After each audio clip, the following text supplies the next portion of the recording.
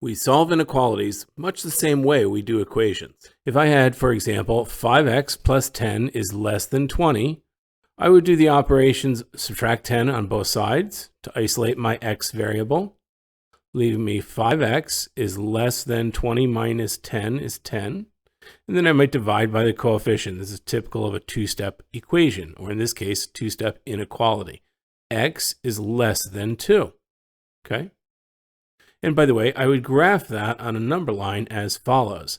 At 0, 2, for the less than, which does not include equal, so 2 is not part of my solution, I would use an open circle. And less than is anything to the left. I shade in everything to the left for less than.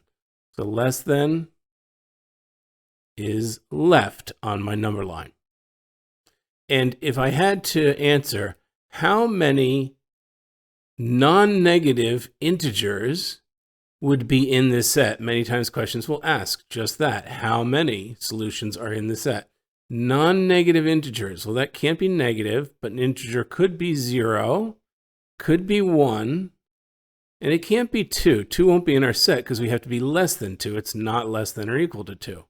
So how many? If I answer that question, the answer is 2. There are 2 elements in my set that meet the condition of non-negative integers within my inequality.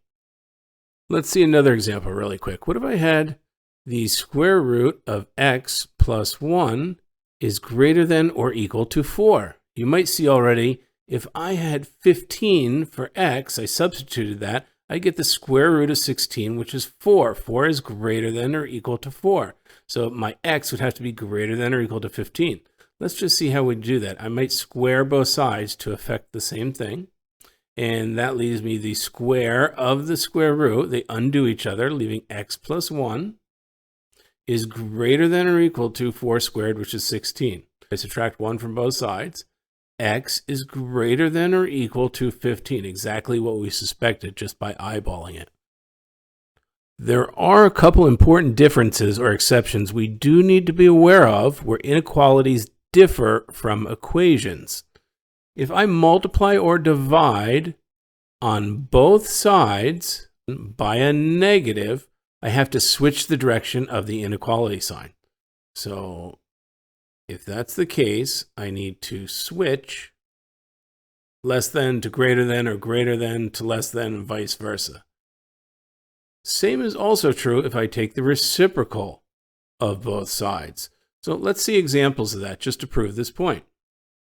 What if, for example, I had 3x is greater than 3? Well, I just divide through by 3, x is greater than 1. But what if I had negative 3x is greater than 3? And I divided through by negative 3 on both sides. I would get x, those cancel, is greater than negative 1. Well, let's think about that. Does that work? Our original equation was minus 3x is greater than 3. So something that's greater than negative 1 might be 0. 0 would work according to that. If I plugged in minus 3 times 0, I get 0 is greater than 3. That is just simply not true. So I have a problem if I don't switch the direction of my inequality symbol.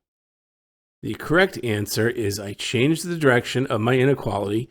X is less than negative 1. Anytime I divide or multiply through both sides by a negative, change the direction of that inequality symbol. So does that work in this case? What's less than negative 1? Let's try negative 2, for example. So I would get negative 3 times negative 2. Is that greater than 3? Yeah, that's positive 6, which is indeed greater than 3. It works. It did not work if I did not change the direction of my symbol, but it does when I do. Okay. All right, well, that's well and good, but what about the case of the reciprocal of both sides? Let's suppose I had 1 over x is greater than 2. And I wanted to solve this. Well, I might take the reciprocal of both sides and say the reciprocal of 1 over x is x, and the reciprocal of 2 is 1/2. And if I just kept that the same, well, would that work? What would I do? Well, something that's greater than 1/2 might be 1. Well, if I plugged in 1 over here, I'd get 1 divided by 1 is greater than 2. That's not true. 1 is not greater than 2. I would have made a mistake. Why? Because I did not change the direction of my inequality symbol. I would have to switch that direction to make it x is less than 1/2. Let's try an example here. We don't want to do 0 because 1 divided by 0 would be undefined. But other than that constraint, let's say what's less than 1/2? -1. So would 1 over -1 be less than 1/2? Yes, -1 is in fact less than 1/2. That works. So if I don't switch the inequality symbol, I have a problem. But if I do switch the inequality direction, when I take the reciprocal of both sides, I'm good. So remember, if I multiply or divide by a negative on both sides, or if I take the reciprocal of both sides, I need to switch the direction of my inequalities. Other than that, we saw solving inequalities is much like solving equations. There's one more concern here. You probably won't run into it, but if you try to divide or multiply both sides by the variable you're trying to solve the inequality for, you have a slight problem. Why? Because I don't know if that variable is positive or negative. Remember, if it were negative, I have to switch the direction of the inequality.